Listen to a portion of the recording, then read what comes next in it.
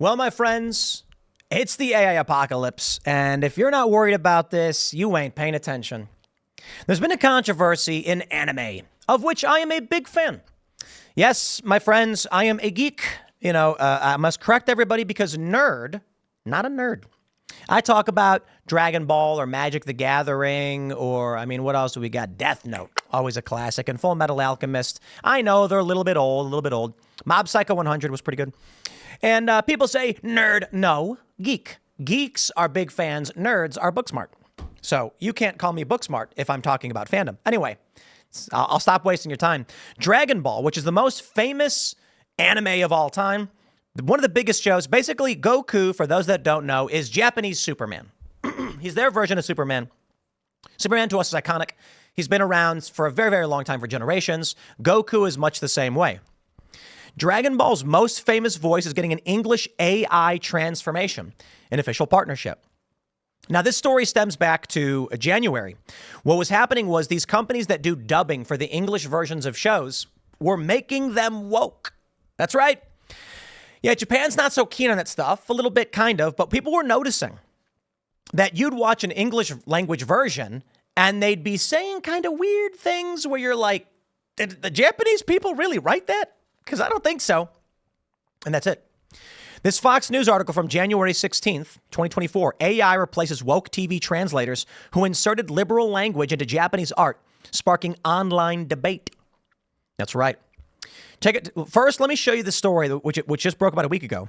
They say within the anime industry, artificial intelligence has been utilized in the media creation process in various and occasionally controversial ways. Masako Nozawa, who voices Goku in the Japanese language dub of Dragon Ball, is teaming up with a major AI company for a novel new initiative to create non-Japanese language dubs for products and services outside of the acting field. As detailed on Oricon, Nozawa's management agency, Aoni Production, has officially partnered with Coifont Co. Ltd., a company that specializes in AI voice technology. Consequently, 10 of Aoni's voice actors, including Nozawa and Food Wars anime star Banjo Ginga, I don't know, will permit Coifont to use their original voice data to be converted via AI tech into several different languages, including English and Chinese. Coifont plans to utilize its AI tech for voice assistant products, such as Amazon, Alexa, Google, etc., as well as other voice navigation-equipped products. That is to say, the world, it is a-changin'. And also get woke, go broke, I guess, because the voice actors who work on these animes, you're out of jobs. You're being automated away. That's why I'm saying it's not just about getting woke and going broke. This is the AI apocalypse. We don't even need voice actors. In the next year or two, I can already go on a program and type in a sentence and make Jordan Peterson say it. Now, heavens, what do you think that means for art and TV shows? We are a year away from being able to boot up an app and saying, give me a new season of Dragon Ball, call it Dragon Ball B, and Goku turns into a vampire. And it will make it. And it will have the original voices, and you will not be able to tell the difference. Everybody will be watching something different. This is where we're at right now, right? Localizers have defended their creative liberties, which include scripts that mention patriarchy and transgenderism. Yeah, people notice that. So they're saying, okay, we don't need you anymore. We will have AI do the voice acting. Where does that lead us to, my friends? Well, I got bad news for you. It's not just here. It goes everywhere. I got an idea for a short film.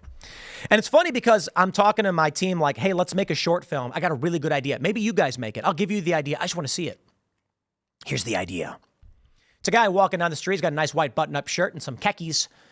Walking down the street, and everything is clean and beautiful. The sun is shining. There's a woman. She waves, says, "How are you?" And he's like, "I'm doing great." And then they giggle and they keep walking. And you're like, "Geez, it's hokey and weird."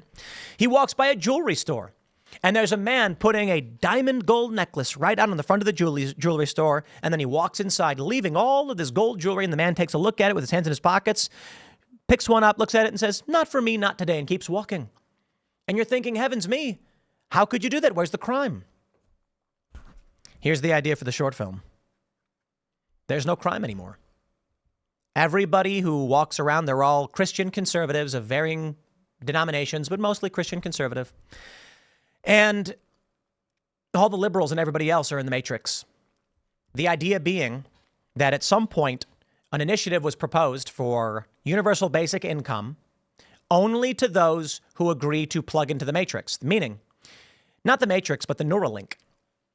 You're out of a job and there's a guy and he's like, I just can't do this anymore. I don't want to work this job. I hate my job. I hate my life and I hate you. And then they're like, then why don't you just go in the Neuralink? Take the universal basic income. Why are we dealing with it? He goes, I will. And the guy storms off.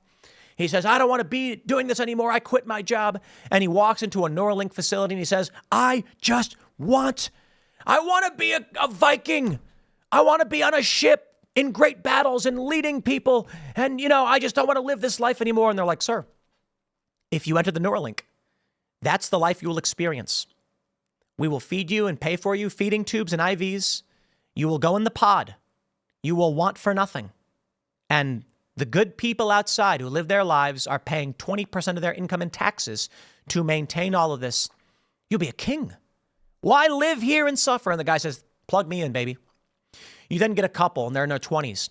Hippy dippy liberal types. And the woman just goes, I've always really wanted to be a vampire. And they're like, we can make you a vampire. We'll plug you into the Neuralink and you will live in a fake reality where you're a vampire. And then the guy says, I kind of want to be like a vampire, but werewolf hybrid, like an underworld. And they're like, done. And we can, how long would you like to experience this for? And they're like, forever. And they're like, great. With the compression technology in the virtual reality that we'll send you in, you can experience about 600 years before your biological lives end. And then we'll take care of cleanup and everything else. 600 years. Or we can do standard if you want to live to be 80. Then we can do standard time instead of compressed time. Now, would you like to be aware of your previous life or do you want to have your memories erased? And they're like, while we're in, suppress our memories. We don't want to know anything about it. And they go and plug themselves in. And the point of the story is the people who live outside are religious types. And they will never put themselves in those machines because of divine mandate. But everybody else will plug themselves in the machines and shut themselves down because they don't want to live in this world. And we agree, those of us who want to do the work, who want to live in what we at least think is base reality, say, no, I am here for a purpose. There is divine mandate. We must be fruitful and multiply. We cannot go into those machines because that would be wrong. But all of those who would be criminals, we will pay their bills. You know why? It's not expensive. They go in the pod. They put a feeding tube in their belly to pump roach gunk into their stomachs to keep them functioning. And then they slowly wither away while they live in their fantasies and never to come back. But don't worry, you're allowed to leave whenever you want. But why would you want to? In the Neuralink, you're Superman. You can fly. Why come back to the base reality that's cold and everyone's mean and you have to have a job? That's my idea. That's where I think all of this may be going. It's hard to know for sure because technology is unpredictable. For all we know, we never get to the read-write capabilities of Neuralink or anything like that. But I'm telling you right now, we are so close, a year away maybe, from full movies, TV shows, and even video games being procedurally generated. Think about this. You'll be sitting in your living room and you're going to have PlayStation X, they'll call it, or something, or PlayStation AI. And you're going to say, render me a video game that's, I want Baldur's Gate 4. Baldur's Gate 3 was so much fun. Craft me a game that follows up from Baldur's Gate 3. I don't want to do the Mind Flayer stuff. Let's just make up a new story, but keep the gameplay the same. It was really fun. Maybe add some new spells and abilities. Go nuts with it. It'll be like, you got it, rendering your game now. And then it will take only, because it's going to render in the cloud, and it's going to be like, the game's done. And then you download it, and you're going to have gigabit internet. You're going to download it in 2 seconds, and you're going to have a brand new game. Just like that. That's crazy. Video games, movies, everything is going in this direction. We don't even need voice actors now. So I'd like to say, get what go broke, my friends. And this kind of is. But what we're really looking at is AI automation apocalypse. Some people will have to work and some won't. I don't know how you manage that. That's why I mentioned the Neuralink short film. There are going to be people who have to make the food. Now, we can automate a lot of it. We can automate a lot of what's going on with manufacturing of food, but there's got to be, at least right now, some human element. And so perhaps get to the point where we're planting the seeds, harvesting the crops, and it's all completely automated because the Tesla Optimus robots are doing all of the human labor. And then what? Why would anyone want to live in base reality? Like I said, man, you can be whatever you want. There's going to be some dude who's like, he's kind of fit, he's attractive, and he's like, yeah, but to be honest, I just want to be a rock star. We'll plug you in, you'll be a rock star. You will live that life. We can write to your brain and give you that experience. I remember watching Minority Report, and they have a scene where they talk about this, where it's like people going into the machine and experiencing like other people's memories or whatever. Why not just plug in forever? You waste away, but you can be whatever you want, wherever you want, without any of the hassle. You can feel whatever you want to feel. It's better than any drug, and it's probably way more addictive.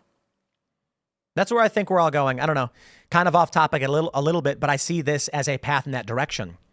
They are going to start doing AI voices. Why have any actors at all?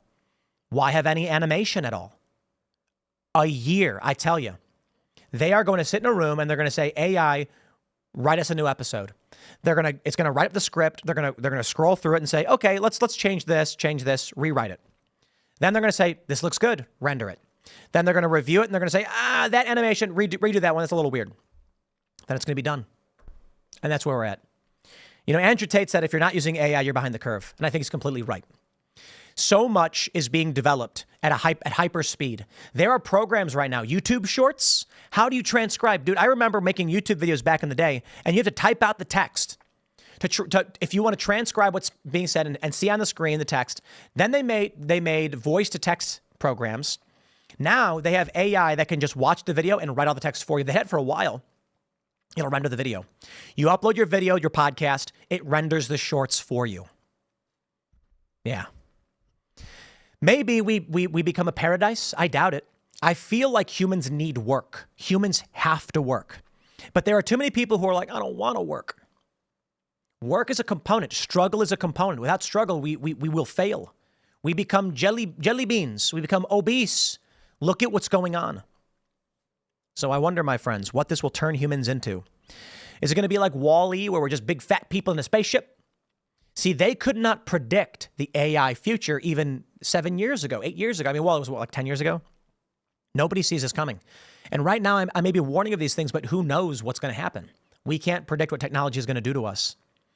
We may just become digital blobs with roach gunk pumped into our bellies, and human civilization goes into a matrix intentionally. And then everyone says, you can fly when you're in there and you can do whatever you want. No one can be harmed. No one can die. There's no murders anymore in the matrix.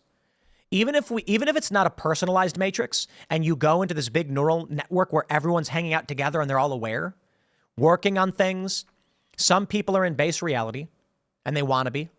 Others are like, why would I want to be? My eyes will hurt. My teeth will hurt. Everything will hurt. Nah. So they don't. That's where I think it's headed, man.